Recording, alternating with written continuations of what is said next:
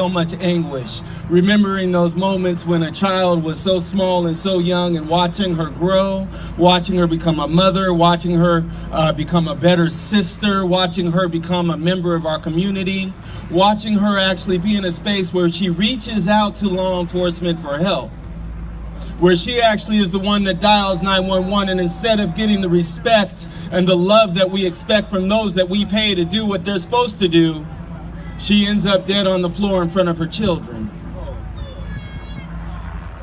Our tears will continue to flow, and that's a reality. I have been crying since I found out about this moment on Sunday. But our tears will lead to action inevitably. This moment is for her. This moment is for her. This moment is for those children that will now be raised up without their mother. This moment is for our entire community to remember that we love her. Even if we didn't know her before, we know her now.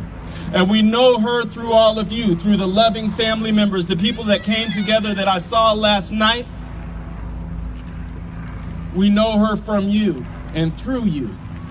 Now, one reality that will always be present in a situation like this, in any sort of police murder, and I did say those words based on the information I've reviewed, based on the things that I've seen, based on what I've evaluated, I have to say those words, is that ultimately the police officers get to sit in a nice courtroom and talk about what they saw, what their experience was, how afraid they were, how scared they were, how dangerous the 90-pounder was. But the thing that you never, ever, ever get to hear is from the person that's passed away. You don't get to hear what their experience was. You don't get to hear how afraid they were. You don't get to hear how much they cared for their children. And that's why at this moment we need to do everything that we can to represent her, to represent her children, to represent her family, to say that her life matters. To say that her life matters. Charlena. Now, as we move through this, we're going to have to evaluate all the evidence, all the information, and be able to tell the public and the people what we see and continue to act from there. Now, the reality is I've looked at the transcript of this interaction, and I hear that they were making decisions between tasers and bullets. Something to the effect of, get your taser. I don't have it. Pow, pow. Now, let me tell you something about that interaction that should be understood and should be messaged from this point on. If you have time to have that conversation, then you are not in imminent danger. If you have time to decide whether or not I need to use my gun or whether or not I need to use my taser, you are not in danger. If you have time to look at your friend and say, should I use my taser or should I use my gun? And they say, oh, wait a second, I don't have a taser, I guess we're gonna have to kill her. You had time to do better than you did. And that's why I say murder is murder is murder is murder is murder is murder is murder is murder. That's why at this stage, we have to say that. If you have time to sit in a police car and belittle the humanity of a person before you enter the apartment, if you have time to talk about how she perceives her children and isn't she the one that thought something about wolves, if you have time to do all of that, you also have time to call a crisis intervention team. If you had time to do that, then you had time to do something different. And that's why we say murder is murder is murder is murder is murder is murder is murder.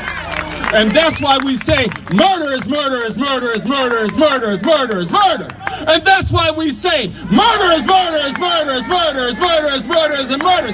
And that's why we say our community will not accept that.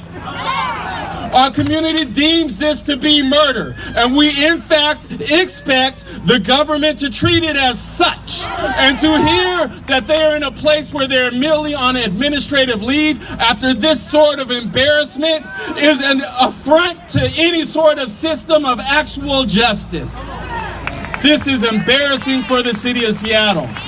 And I must say also, I'm disappointed in the chief at this moment, because I heard that statement about how, well, they have a choice in terms of what to carry and what not to carry. I heard them say that they can either carry a taser or they can carry a baton along with their weapon, along with their firearm. But you know what also we need is a camera. And you know what? The truth, the reality is, that wasn't the right sort of response. Will they have a choice? They have a choice between bullets and a baton. They have a choice between bullets and a taser. So are you telling us all that when our friends, family, and everybody else are shot, well, they had a choice between tasing them and making sure they're alive, or shooting them and killing them and being the final judge and executioner? Is that the choice? Is that the decision that we make? The reality is that the system in Seattle has not been responsive to all human beings.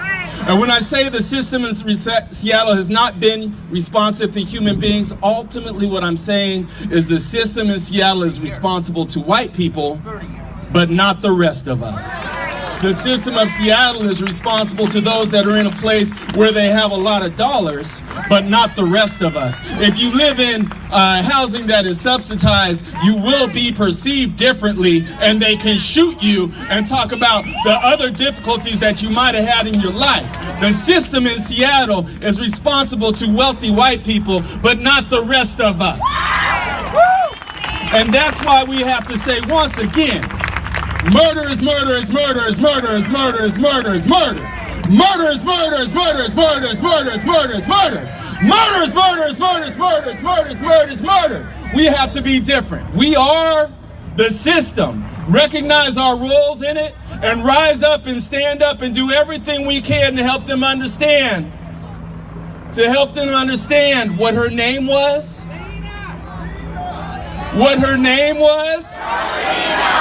What her name is, Charlena. And that she lives within all of us, Charlena. And that we won't be in a space where we simply give up, and they will be forced to hear our voices, forced to make changes. But what I want to tell you is, in the heat of the night, in the middle of everything, when it all gets calm, when it all gets silent, remember to embrace this family and tell them every day that we love them. Do everything we can for their kids. Do everything we can for their livelihood and their ability to survive in all of this. Because 3 weeks from now, we'll all still be doing work, but there might not be as big a rally as at this moment. But we need to wrap our arms around each other and continue to push forward. That needs to happen. The lawyers will be doing the work. I've got Shakespeare Fiesa, who's sitting in the back waving his hand, who will be doing his work. Thank you, Shakespeare.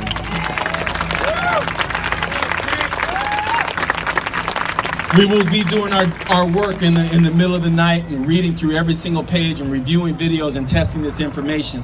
But we also will need you all to just embrace this family, and also remember to, in these streets, let them know that murder is murder is murder is murder is murder is murder is murder. And they killed her.